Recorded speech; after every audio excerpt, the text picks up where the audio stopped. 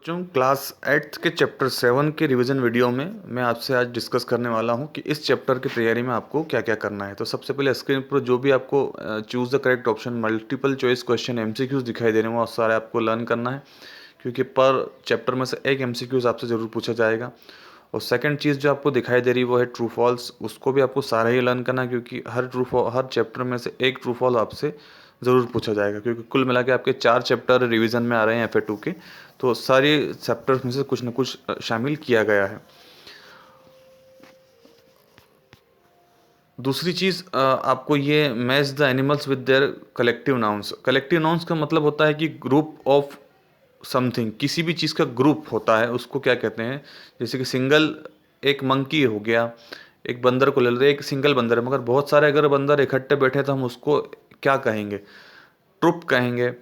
जैसे कि group of Wales, मछलियों, एक मछली हुई तो वेल कह देंगे, मगर बहुत सारी मछलियाँ हो गई तो हम उसको क्या कहेंगे, हम उसको कहेंगे स्कूल, SCHOO स्कूल, वही स्पेलिंग जो आप पढ़ते हैं।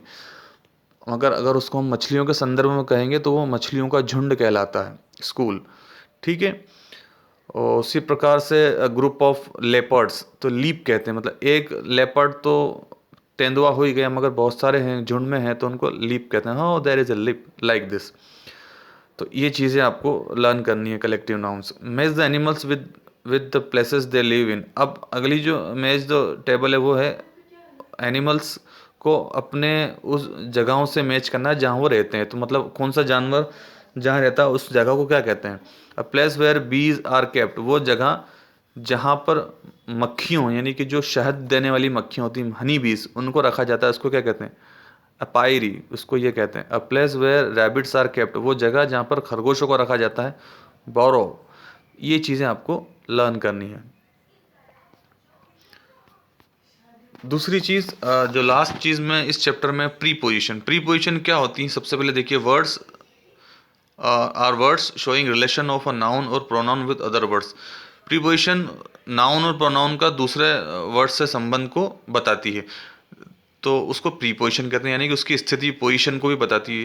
देखिए, द कंडीशन अप्लाइज, ये जो कंडीशन है वो सभी के लिए समान है, मतलब ये सभी के लिए लागू होती है। ऑफ ऑल गर्ल्स, मतलब कि अगर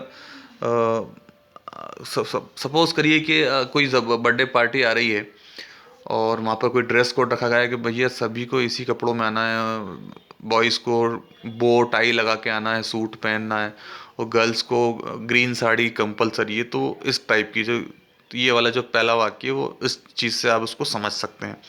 Ravi has promise to get everyday ready by 5 o'clock।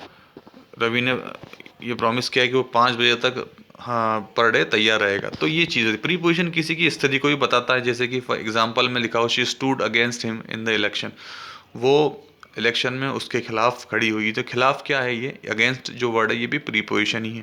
तो ये सारी प्रीपोजिशंस आपको इस जो भी दिखाई दे रही है आपको लर्न करनी है, इसमें से कुछ भी आपसे पूछा जा सकता है।